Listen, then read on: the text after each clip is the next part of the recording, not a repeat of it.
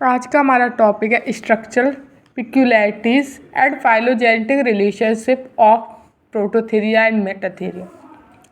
Structure का मतलब होता है बनावट, यानी कि शरीर की बनावट कैसी है, बाहरी और आंतरिक। पिक्यूलैरिटीज का मतलब होता है कि इनमें क्या स्पेशल फीचर्स हैं।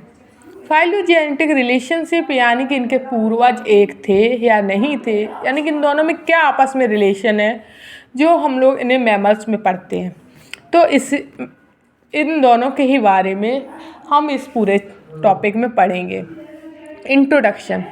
क्लास मैमेलिया का एक इवोल्यूशनरी बेसिस 3 मेन सब क्लासेस में डिवाइड किया गया है, यानी कि जो मैमल्स हैं यानी क्लास मैमेलिया है उसको 3 सब क्लासेस में डिवाइड कर दिया गया। वो थी प्रोथेरिया, मेटाथेरिया एंड यूथेरिया।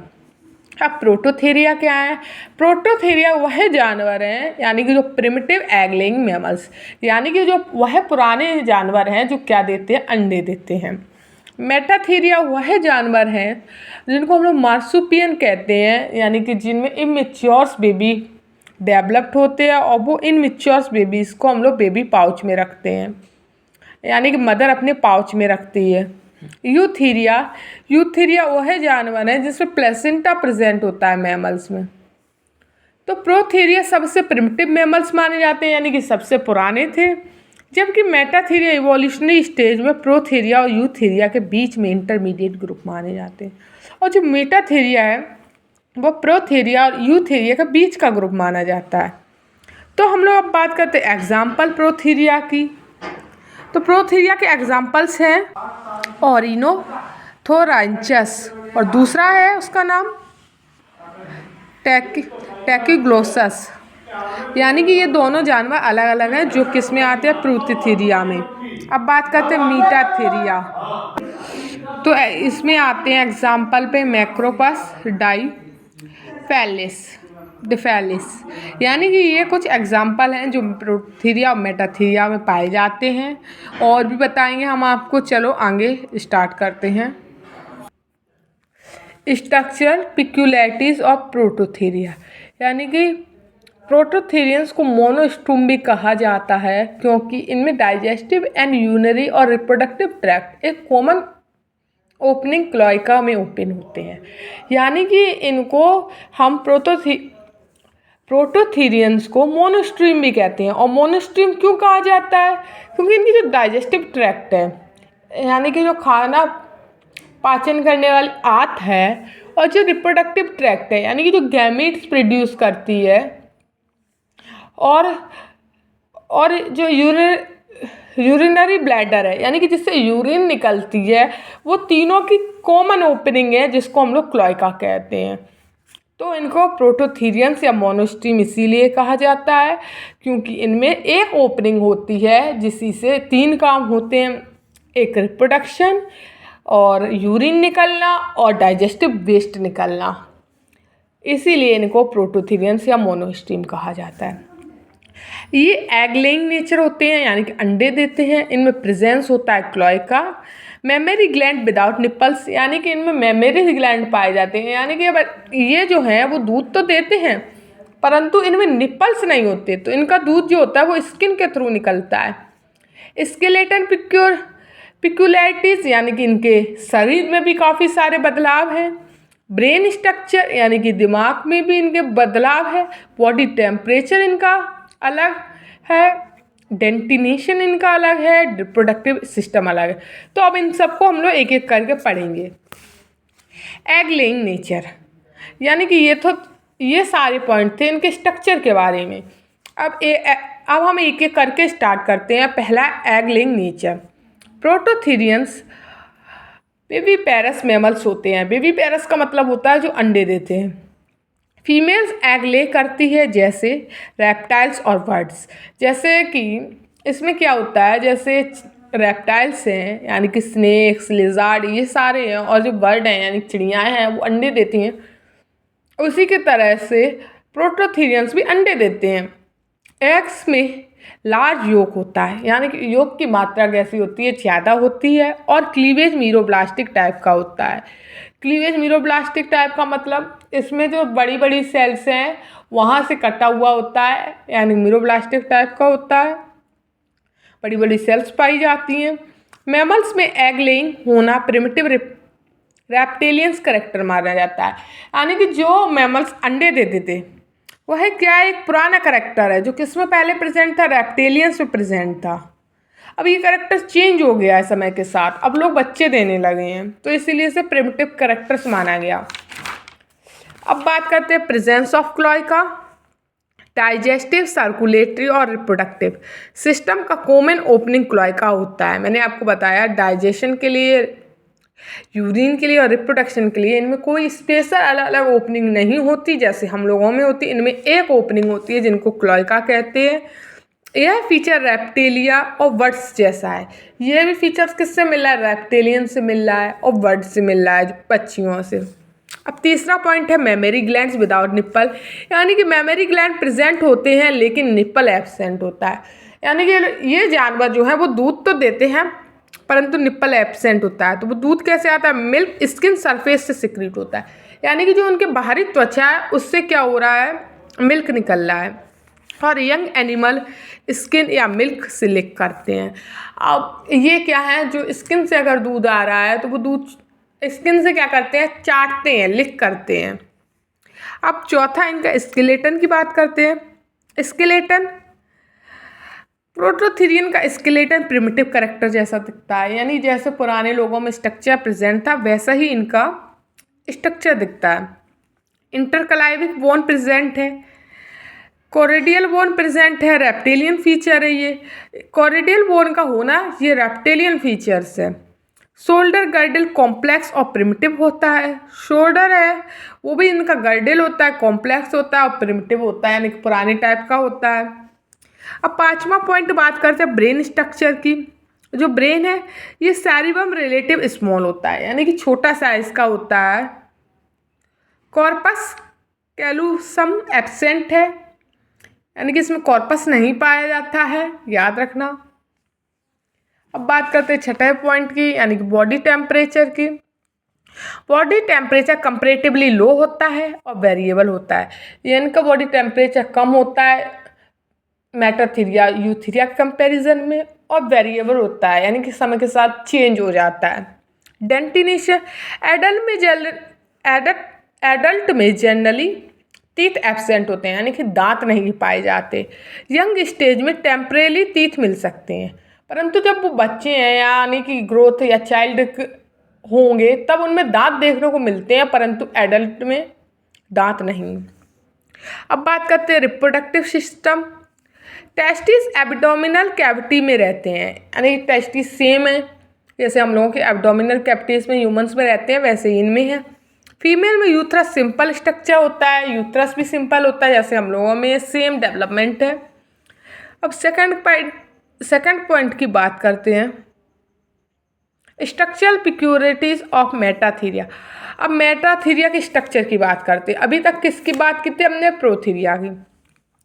तो वो जो मेटाथीरिया है को मार्सुपियन भी कहा जाता है। मार्सुपियन क्यों कहा जा रहा है मैंने आपको बताया। तो इनमें पहला पॉइंट है विविपेरस नेचर, यानी कि ये क्या देते हैं, बच्चे देते हैं। मेटाथीरियन विविपेरस होते हैं, यानी कि बच्चे देते हैं। यंग वंस बॉर्न होते हैं, यानी कि बच्चे होते हैं, लेकिन इमेच्योर स्टेज में जन्म लेते हैं। इमेच्योर स्टेज में जन्म लेने के ही कारण इनका नाम क्या पड़ा, इनका नाम मार्सुपियन पड़ा। मार्सुपियन यानी कि पाउच। फीमेल एब्डोमिनल पर मार्सुपियन या पाउच होता है, यानी फीमेल की जो बॉडी है उस पर एक पाउच लाइक थैला लाइक स्ट्रक्चर पाया जाता है। यंग पाउच के अंदर बच्चे डेवलप्ड होते हैं। अब बच्चे तो नहीं लिखा, पर जो बच्चे हैं वो यंग पाउच के अंदर इमेच्योर पैदा हो जाते हैं, वहीं चले जाते हैं, वहीं डेवलप्ड होते हैं। जैसे एग्जाम्पल है कंगारू। कंगारू के पाउच के अंदर डेवलप्ड होते हैं। तीसरा प्लेसेंटा। प्लेसेंटा वाला पॉइंट पढ़ेंगे। प्लेसेंटा वेरी प्रिमिटिव टाइप का होता है, यानी बहुत पुराना प्लेसेंटा पाया जाता है, जिसको हम लोग बोल देते हैं choriovitelline placenta. Placenta development limited होता है, यानी कि कुछ समय तक ही डेवलप करेगा। Mammary glands. अब मेमोरी ग्लैंड्स की बात करते हैं। मेमोरी ग्लैंड्स वेल डेवलप्ड होते हैं, निप्पल्स भी प्रेजेंट होते हैं, परंतु जो प्रोटोथीरिया है उसमें निप्पल्स एब्सेंट थे, ठीक है, पर इनमें प्रेजेंट है मेटाथीरिया में। डेंटिनेशन की बात करते हैं, इनमें टीथ वेल डेवलप्ड होते हैं और डिफ्रेंशिएटेड होते हैं, यानी कि अलग अलग तरीके के दांत पाए जाते हैं और अच्छे से बने हुए होते हैं। परंतु जो प्रोटोथीरिया उनमें दांत कैसे थे, उनमें दांत वेल डेवलप्ड नहीं थे। हेट्रोडोंट डेंटिनेशन मिलता है, यानी कि अलग अलग तरीके के दांत मिलते हैं। अब छठा स्केलेटन करेक्टर्स, यानी कि स्केलेटन गर्डल मोर एडवांस होता है कंपेयर टू प्रोटोथीरिया, यानी कि जो इनका कंकाल है वो एडवांस है प्रोटोथीरिया से, और स्केलेटन गर्डल का बना है। एपीप्यूबिक बोन प्रेजेंट होती है, ठीक है, इनमें एपीप्यूबिक बोन प्रेजेंट है और इनमें कौन सी बोन एब्सेंट है, कॉर्पस कैलोसम। अब बात करते हैं 7th पॉइंट की, ब्रेन डेवलपमेंट की। ब्रेन प्रोटोथीरिया से ज़्यादा डेवलप्ड होता है, यानी कि अच्छे तरीके से बना हुआ होता है। सेरिब्रम हेमिस्फीयर लार्ज होता है। अब सेरिब्रल है, यहाँ पे क्या है, लार्ज हो गया, और यहाँ पे सेरिब्रल लार्ज हो गया, और यहाँ पे सेरिब्रम क्या है, छोटा है प्रोटोथीरिया में, याद रखना। अब बात करते हैं रिप्रोडक्टिव सिस्टम। फीमेल के रिप्रोडक्टिव ट्रैक्ट डबल टाइप का होता है, यानी कि इसमें 2 वेजाइना पाई जाएंगी, 2 वेजाइना पाई जाती है। तो याद रखना, मेल पेल्विस बाइफ्यूकेटेड होता है, यानी कि पेल्विस भी 2 ही होती है मेल्स में, तो इसीलिए इसमें क्या 2 वेजाइना की ज़रूरत पड़ी। तो कंपैरिजन कर लेते हैं हम इनकी प्रोटोथीरिया और मेटाथीरिया में। कैरेक्टर्स रिप्रोडक्शन, ये जो प्रोटोथीरिया वो अंडे देते हैं, मेटाथीरिया बच्चों को जन्म देते हैं। क्लोइका प्रोटोथीरिया में प्रेजेंट है, वहीं मेटाथीरिया में एब्सेंट है। मेमोरी ग्लैंड्स इनमें एब्सेंट, मेमोरी ग्लैंड्स तो प्रेजेंट है पर निप्पल्स एब्सेंट होते हैं, यहाँ पे निप्पल्स प्रेजेंट होते हैं। प्लेसेंटा, प्रोटोथीरिया में प्लेसेंटा एब्सेंट है, वहीं मेटाथीरिया में प्रिमिटिव टाइप का, यानी कि पुराने टाइप का। डेवलपमेंट ऑफ यंग, यानी कि बच्चे कैसे देते हैं, ये अंडे देते हैं और यहीं ये इमेच्योर बेबी देते हैं। ब्रेन का डेवलपमेंट यहाँ पे लेस है और यहाँ पे मोर डेवलप्ड है, इसके कंपैरिजन मेटाथीरिया मोर डेवलप्ड है। डेंटिनेशन, इसमें टीथ एब्सेंट है एडल्ट में, परंतु यहाँ पे टीथ वेल डेवलप्ड है। अब बात करते हैं फाइलोजेनेटिक रिलेशन, यानी पूर्वज की। फाइलोजेनेटिक रिलेशनशिप इवोल्यूशनरी हिस्ट्री को शो करता है, यानी कि इनके पूर्वज कैसे रहे होंगे। पहला पॉइंट है evolutionary position. Evolutionary sequence generally इस तरह माना जाता है, यानी कि कौन कब आया, फिर उसके बाद क्या आया। पहले आए प्रोटोथीरिया, फिर आए मेटाथीरिया, फिर आए eutheria. Prototheria as primitive mammals, इनको सबसे पुराना मैमल्स माना जाता है। प्रोटोथीरिया मैमल्स और रेप्टाइल्स के बीच का ट्रांजिशन करेक्टर दिखाते हैं, यानी जो प्रोटोथीरिया है वो मैमल्स, यानी कि जो मैमल्स हैं, यानी कि जो बच्चे देते हैं, और जो रेप्टाइल्स हैं उनके बीच का कनेक्शन है। एग लेइंग और क्लोइका रेप्टेलियन करेक्टर्स, अंडे देना और क्लोइका का प्रेजेंट होना किसका करेक्टर है, रेप्टेलिया करेक्टर्स है, ठीक है। अब बात करते हैं तीसरा पॉइंट, मेटाथीरिया इन इंटरमीडिएट मैमल्स, यानी कि बीच का ग्रुप है। मार्सुपियन प्लेसेंटा मैमल्स में प्रिमिटिव लेकिन मोनोस्ट्रीम एडवांस होते हैं, यानी कि मार्सुपियन है उसमें प्लेसेंटा में प्लेसेंटा तो है मैमल्स में, पर वो प्रिमिटिव है, यानी पुराने टाइप का है, और जिसके कारण बच्चे कहाँ आ जाते हैं, पाउच में आ जाते हैं, परंतु प्रोटोथीरिया से ये एडवांस है। Limited placenta development evolutionary transition दिखता है, यानी कि लिमिटेड है इसमें डेवलपमेंट। अब चौथा बात करते हैं फॉसिल एविडेंस की। फॉसिल रिकॉर्ड बताता है कि मार्सुपियन अर्ली मैमल से इवॉल्व हुए हैं और बाद में प्लेसेंटल मैमल डेवलप्ड हुए हैं, यानी कि ये बताता है जो हम लोगों को फॉसिल रिकॉर्ड मिले हैं, यानी कि जो हम लोगों को खोज में मिले हैं पुरानी बातें, तो उससे पता पड़ा जो मार्सुपियन है वो सबसे शुरुआती मैमल्स थे, उसके बाद क्या हुआ, प्लेसेंटा मैमल्स डेवलप्ड हो गए। पांचवा point evolutionary significance. Prototheria mammalian evolution का प्रिमिटिव स्टेज करते हैं, यानी कि ये प्रोटोथीरिया पुराने हैं, काफ़ी बार बता चुकी हूँ। वहीं मेटाथीरिया इंटरमीडिएट इवोल्यूशन के बीच में आते हैं, यानी बीच की पोजीशन है। अब पढ़ते हैं हम लोग कंक्लूजन, फिर योगा ये टॉपिक ख़त्म। प्रोटोथीरिया मार्सुपियन की स्टडी क्लास मैमेलिया की इवोल्यूशन समझाने में बहुत इम्पॉर्टेंट इंसाइट देता है। यानी कि हमें अगर मैमल्स को पढ़ना है, यानी कि मैमल्स में कैसे विकास हुआ, तो हमें प्रोटोथीरिया और मेटाथीरिया को पढ़ना होगा। और ये किस में आते हैं? क्लास मैमेलिया में। प्रोटोथीरिया सबसे प्रिमिटिव लिविंग्स मैमल्स होते हैं, यानी कि पुराने मैमल्स हैं जो अभी तक जिंदा थे, जो आज कई रेप्टिलियन करेक्टर शो करता है। यानी कि पुराने जो रेप्टाइल्स थे, क्रोकोडाइल, स्नेक्स, इन सब के करेक्टर्स इनमें देखने को मिलते हैं। जैसे ओविपैरिटी यानी कि अंडे देना, क्लोइका का प्रेजेंस होना, प्रिमिटिव स्केलेटन एलिमेंट यानी कि पुराना स्केलेटन होना, कंकाल होना, जैसे क्रोकोडाइल में इंटरकैलिविक डिस्क थे। फीचर्स इंडिकेट करते हैं कि ये इवोल्यूशन लिंक अर्ली रेप्टाइल्स के साथ क्लोज हैं, यानी कि ये क्या थे? ये रेप्टाइल्स के पास पाए जा रहे हैं। इसीलिए मैमल्स फाइलोजेनी का बेसल पोजीशन ऑक्यूपाई करते हैं। इसीलिए इनको हमने क्या रखा? स्टार्टिंग में रखा, जिसके कारण ये मैमल्स में क्या है? स्टार्टिंग के जानवर हैं। और सबसे नीचे रखा मैमल्स में, क्योंकि ये लेस डेवलप्ड है। दूसरी तरफ मेटाथीरियन कंपेरेटिवली मोर एडवांस है, इनसे अच्छे हैं मेटाथीरियन, यानी कि एडवांस है, जिसमें विविपैरिटी यानी कि बच्चे जन्म लेते हैं, well developed lobed mammary glands यानी कि वेल डेवलप्ड मेमोरी ग्लैंड्स पाए जाते हैं, ऑन में निपल्स भी प्रेजेंट है, बेटर ब्रेन है, डेवलपमेंट यानी कि दिमाग भी अच्छे से बनता है। लेकिन ये कंपेरेटिवली एडवांस नहीं होते ये, परंतु हैं अच्छे पर एडवांस नहीं है। ब्रेन होना अच्छी बात है, परंतु एडवांस नहीं है। इनका फर्दर डेवलपमेंट मार्सुपियन यानी कि पाउच के अंदर होता है, यानी कि बच्चा तो बन जाता है, सब कुछ है, फिर वो पाउच के अंदर आ जाता है, वहीं डेवलपमेंट होता है, जो प्रिमिटिव ट्रेट माना जाता है, यानी कि जो पुराना करेक्टर है माना जा रहा है।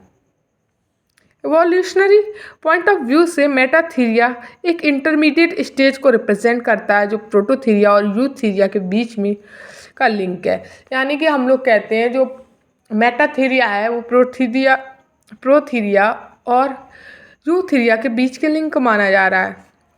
प्रोटोथीरिया से मेटाथीरिया तक ट्रांजिशन क्लियर दिखता है, यानी कि कैसे प्रोटोथीरिया से मेटाथीरिया बने, ये साफ साफ आप लोग देख सकते हैं कि रिप्रोडक्शन और स्ट्रक्चरल ऑर्गेनाइजेशन में ग्रैंडुअल एडवांसमेंट हुआ, एग लेइंग से लाइव बर्थ और प्रिमिटिव स्ट्रक्चर से मोर स्पेशलाइज सिस्टम।